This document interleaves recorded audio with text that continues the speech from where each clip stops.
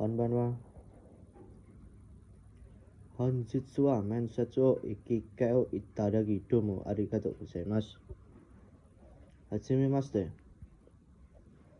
私の名前はティマス・イロハム・ブルナワンと申します。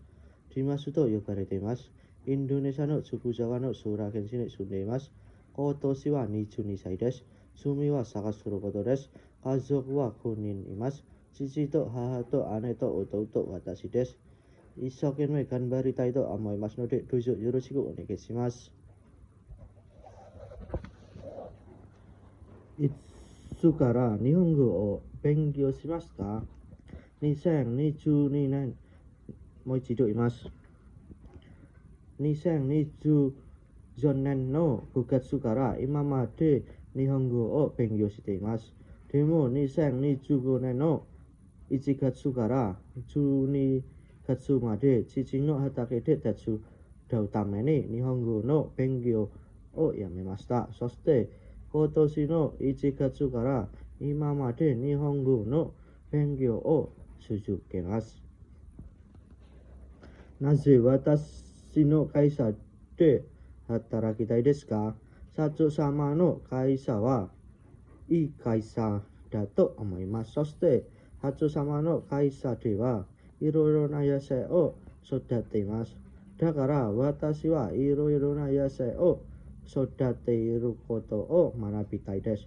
そしてインドネシアに帰ってから学んだことを知ってみたいです。だから社長様の会社を学びました。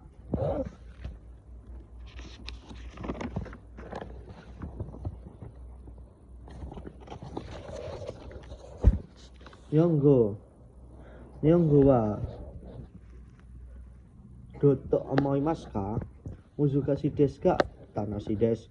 難しいのは漢字がたくさんあるので、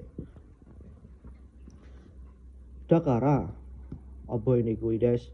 そして楽しいは先生と友達と日本語で話せます。書くし方はどうですか？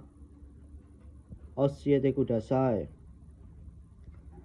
ピーナッツを植えて、カンゴに入れて、家に持って帰ります。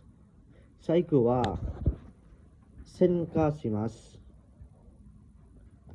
日本で働きたいですか？日本で働いてお金を貯金して日本の農業を学びたいです。そしてインドネシアに帰ってから畑を買ってベナスの農家になりたいです。はい、以上です。失礼します。